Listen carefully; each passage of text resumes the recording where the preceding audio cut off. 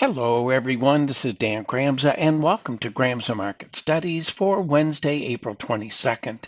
We see selling across the board in these indices. There's still a lot of concern about what's happening with the economy, where are things going, the impact of the virus is having on our economy, and also the dampening effect globally when it comes to the global economy.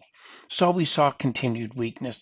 We talked yesterday, or I think that was in the advanced video, about Asia getting weaker. We saw that kind of action, and we got weaker in the day session. It's traded below its bearish level here in the S&P. The magnitude change here, again, just as a reference, is $10,000 a contract. I do look for further movement lower, but the key issue here now is how we move lower. That's going to be important for us over the next few days. The NASDAQ market also traded below its bearish level. The magnitude change in that market, $16,000 a contract. And again, I'm looking for unchanged to lower in that market. Now, let's move on, though. And those are just to give you an idea of what that dollar value of change is. That's the purpose behind that. Let's talk about what's happening with the Aussie dollar. Critical phase for this market. We could be going lower. That is what I'm looking for. If you think about its trading partners, China, Japan, United States, Korea, South Korea, India, all those countries, they're throttled down and they're not going to be consuming as much of the resources out of Australia. So this action here kind of makes sense.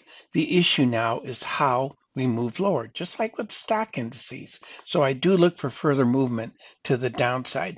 Let's move on though and talk about interest rates. The 10-year note is bearish. I do look for a down move on Wednesday for that market. If if we take a look now at metals, copper fell out of bed.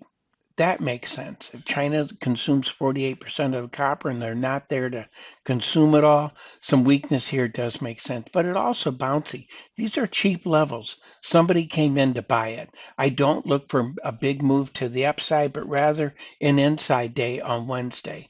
Now, crude oil. This is the next contract out here. This is the June contract. I'm looking for an inside day in that market.